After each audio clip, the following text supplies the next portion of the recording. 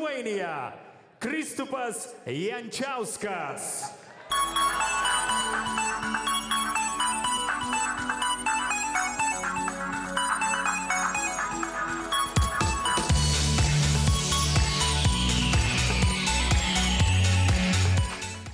Dirbau didelę treniruočių stovyklos dalį su vyrais ir keičiau stilių, truputį agresyvesnį, laukiškesnį ir manau, kad tas sunkus darbas, tie sunkus raundai atsipirks lapkričio 14, nes tikrai ryte vakare tą stilių koregavom su treneriais ir turi atsipirkti pabiški. O ar tiesa, kad kartais pergalė nusisprendžia dar prieš pat kovą, kai jūs pirmą kartą akis į akį susitinkat su priešininku?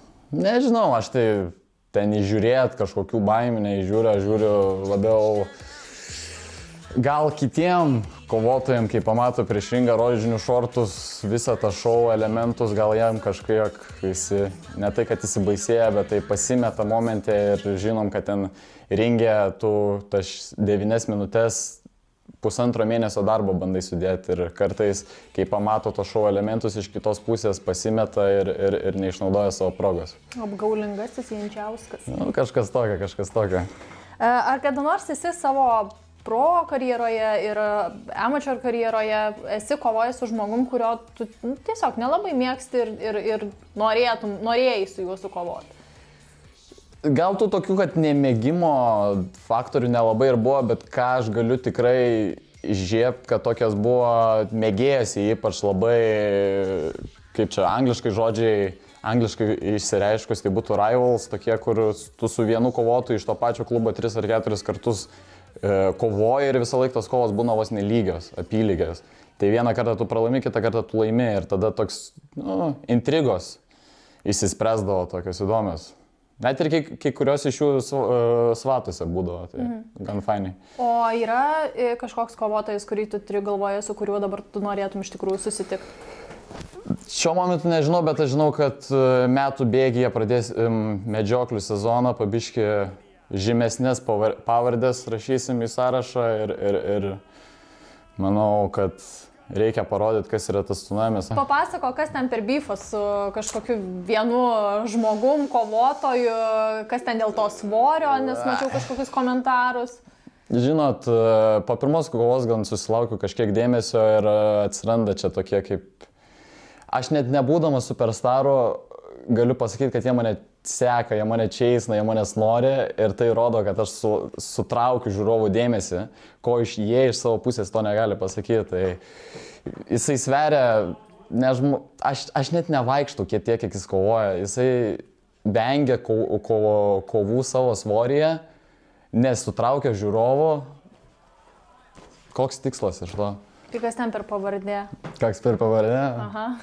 Na, Ar man reikės Instagramą ieškoti?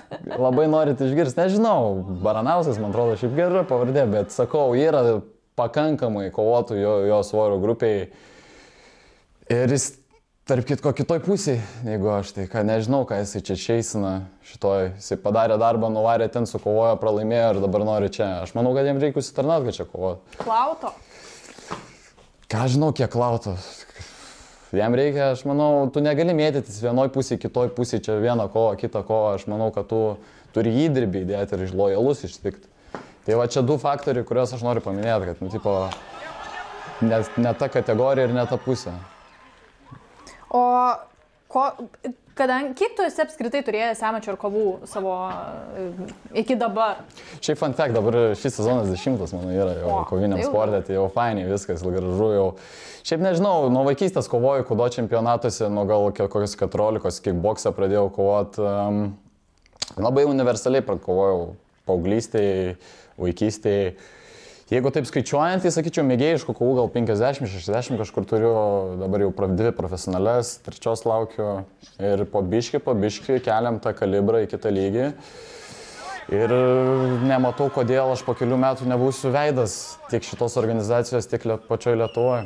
aš dažnai girdžiu iš kovotojų, kad kartais yra amateur varžybose, čempionatuose, ar tai būtų Lietuvos, ar tai Europos, ar pasaulio, nesvarbu, bet kartais yra sunkiau sukovoti negu su profesionaliuose varžybose, susirinkti tas prokovas. Tai kokia tavo nuomonė šiame klausime? Mėgėjose yra kiti aspektai, ten svėrėsi tą pačią dieną, gal sakyčiau, mažiau azarto truputį yra, nes tu daugiau apsaugų, mažiau to dėmesio, mažiau to spaudimo.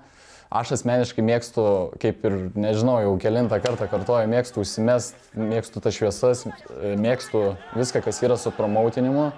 Tai man asmeniškai tai nėra palankios sąlygos. Kažkada buvo palankios, kai neturėjau galimybės čia rodyti savo talentą. Dėl sunkumų nežinau, yra kitokie aspektai. Ten mažiau spaudimo, čia daugiau spaudimo. Kaip tu vertini? Gal fiziškai sunkiau, nes tau reikia kelias kovas sukovoti, bet psichologiškai tai aš manau, kad profesijai yra sunkiau. O kuo tu, Kristupai, esi išskirtinis apskritai, kaip kovotojas, kaip žmogus? Žinom, kad tu mėgsti dėmesį, šitas jau aišku, bet kaip žmogus, kaip asmenybė, kuo tu esi išskirtinis? Kaip žmogus, nežinau, čia toks filosofinis klausimas, kai rašinį rašyti kokią. Nežinau, šiaip mėgstu aš kažkaip ir pasivaikščiot po gamtą ir šiaip daug interesų turėti, esu labai atviras daug dalykam, mėgstu bandyti kažką naujo vis, nes manau, kad gyvenime tu turi bandyti kažką naujo siekti ir surinkti kuo daugiau patirties visokios įdomios, nes kai senas būsi, tai ką tu atsiminsi? Ar atsiminsi, kai tu su rožiniais šortais arenoje išėjai, ar tu atsiminsi, kai sakai per interviu, kad pamatysim viską šeštadienį? O kovos ringe, ko išskirtinis, tai manau tas faktas, kad mane čeisina čia visokie, nežinau, Alytiškis, Vilnietis, ar kas čeisina po pirmos opening kovos. Tai lapkričio 14 labai gražų penktadienio vakarą kviečiu jumis atvykti į Twinsbet areną, pamatysit daug jaunimo, daug perspektyvos. Tarptautinis turnyras MMA Bushido lapkričio 14 dieną Vilniuje Twinsbet arenoje. Daugiau informacijos bushido.lt.